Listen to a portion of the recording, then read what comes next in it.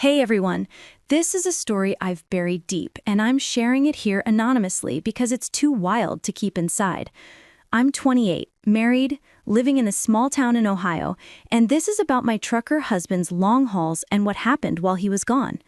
It's messy, shocking, and turned into something unexpected. If you're reading, please subscribe and drop a comment. What would you do? So, it all started back in April 2024, when my husband, Tom, 32, with short black hair, brown eyes, and a muscular build, took a new job as a long-haul trucker. He'd be gone for weeks, crisscrossing the Midwest, leaving me alone in our cozy ranch house with its creaky floors and big kitchen. I'm a stay-at-home type, loving my garden and Netflix, but the loneliness crept in. Tom's best friend, Jake, 30, with sandy blonde hair, blue eyes, and a lean frame, started checking in. He lived nearby, a mechanic with a warm laugh, and we'd hang out, watching games, grilling burgers, the usual. One night in May, after a few beers, the air shifted. We were on the couch, the TV low, and he kissed me. I froze, then kissed back, the tension breaking. It became a thing. Every time Tom was on the road, Jake would come over. The sex was intense, passionate, filling the empty nights with laughter and closeness. I felt guilty but alive, our secret growing. The house felt different, his scent on the pillows, his tools left behind. By July, it was routine, and I didn't think Tom would ever know. But life has a way of surprising you. What happened next? So by July 2024, my secret with Jake had settled into our Ohio routine. I'm 28, married to Tom, 32, the trucker always on the road, and Jake, 30, his best friend, had become my escape. Our ranch house, white siding, a porch swing, felt alive when Jake visited. We'd cook dinner, the kitchen smelling of garlic and herbs, then move to the bedroom, the passion electric.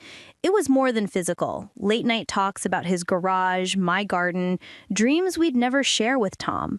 I'd light candles, play soft music, the guilt fading with each laugh. Tom called from truck stops, his voice tired, oblivious to Jake's cologne on my sheets. One humid night in August, we were in bed, the windows open to crickets, when the front door creaked. Tom was home early, his haul cut short by a breakdown. I heard his boots, my heart stopping as Jake and I scrambled, naked under the covers. Tom burst in, his brown eyes wide, face red with rage. "What the hell?" he roared, dropping his bag. I pulled the sheet up, stammering apologies, tears streaming. Jake grabbed his clothes, muttering excuses, but Tom wouldn't listen, storming out to the living room. I followed, begging, my voice breaking. Love, loneliness, mistakes. He paced, silent, then turned with a wild look. "I should divorce you," he said, "but I've got a weird idea." I braced myself, unsure what he'd propose. The night stretched, the house tense. What would he suggest? After Tom caught us in August 2024, the Ohio house was a war zone. I'm 28, married to Tom, 32, the furious trucker, and Jake, 30, his betrayed friend, had just fled. Tom's rage filled the living room, his black hair messy, brown eyes blazing, as I knelt, sobbing apologies. The bedroom sheets were a mess, the candles still flickering, the air thick with guilt. He paced, fists clenched, muttering about trust, then stopped, his voice low. "I should kick you both out," he said, "but I want to watch you with Jake." I gaped, shocked. Divorce I expected, but this? He explained, his face hard. Years on the road, fantasies he'd buried, and now this betrayal flipped a switch. I was desperate, willing to do anything for forgiveness, my garden dreams and marriage on the line. I called Jake, shaky, and he agreed, as stunned as me. Tom set a date, September 10th, our kitchen, neutral ground. The days dragged, me tending roses, avoiding Tom's glare. That night, he sat at the table, arms crossed, saying, "Go ahead, I'll watch." I undressed, heart pounding, Jake joining me, the tension electric.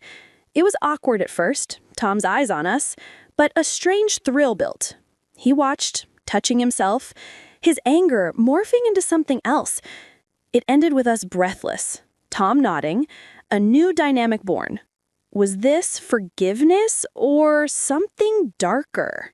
The kitchen table, where we'd eaten dinners, became our stage. Tom sitting with a beer, watching Jake and me. The first time was awkward, my clothes off, Jake hesitant, but Tom's gaze shifted the energy.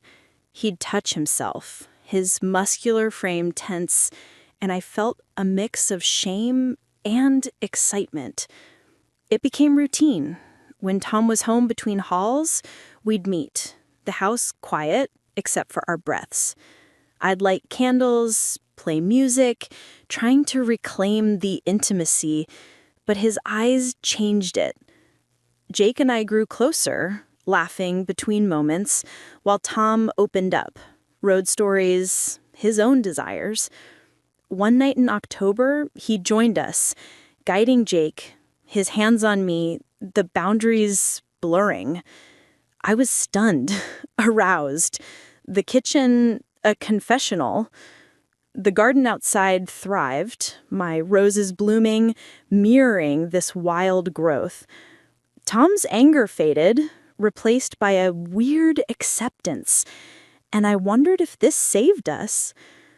I started a part-time job at a florist, grounding myself, but the nights lingered.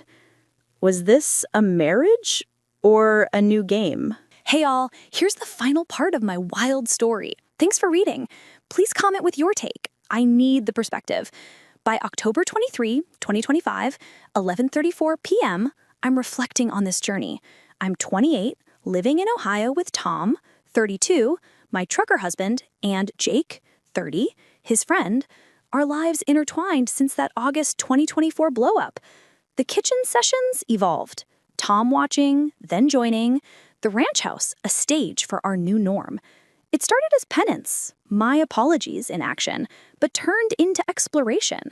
We'd meet after his hauls, the air thick with anticipation.